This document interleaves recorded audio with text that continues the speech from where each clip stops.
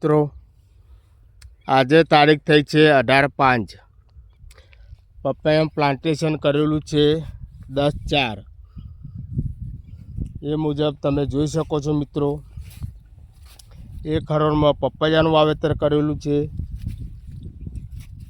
એક હરોળમાં તરબૂચનું વાવેતર. પપૈયાનો ગ્રોથ આ રીતે થયો છે મિત્રો. તરબૂચની સાઈઝ આટલી થઈ ગઈ છે, જોઈ શકો છો મિત્રો તમે. હરોળમાં પપૈયા અને તરબૂચ,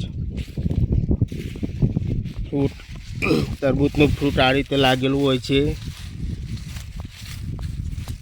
જબરજસ્ત તરબૂચની બેઠક વ્યવસ્થા છે. 30 દિવસમાં હાર્વેસ્ટિંગ આવી જશે. 15 થી 20 દિવસમાં. ત્યાર પછી આ વેલા કાઢીને ખેતર ચોખ્ખું કરવામાં આવશે.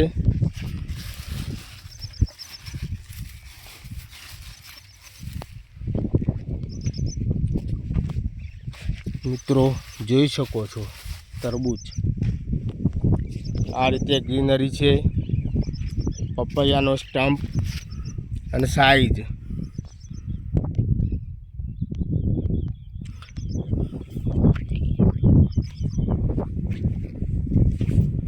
સતત બીજા વર્ષે આ રીતે ક્રોપ કરતો હોઉં છું.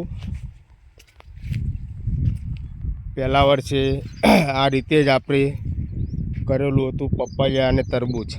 આ વર્ષે પપૈયાના તરબૂચ લગાવેલા છે.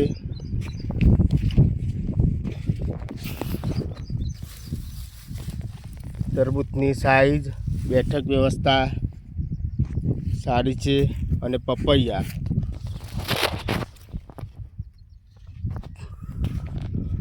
પ્લાન્ટ ગ્રોથ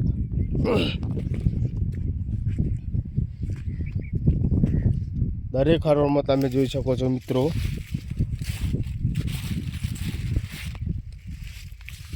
તરબૂચની વેરાયટી સિમ્બા છે.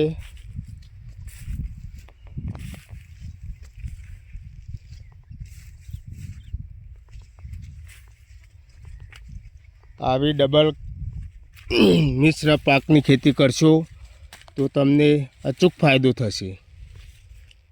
અને મિત્રો આપ પણ આ રીતે વાવેતર કરો તો ડબલ પાકની આવક નહીં, પણ જે પપૈયાનું આપણે પ્લાન્ટેશન કરેલું હશે તો એમાં વેલા પથરાઈ ગયેલા હશે તો એ પપૈયાનો ગ્રોથ સારો થતો હોય છે, એને લૂ પણ લાગતી નથી. આપ મિત્રો જોઈ શકો છો આ રીતે વેલા પથરાઈ ગયા હોય છે. નિંદામણ સાફ થઈ ગયેલું છે.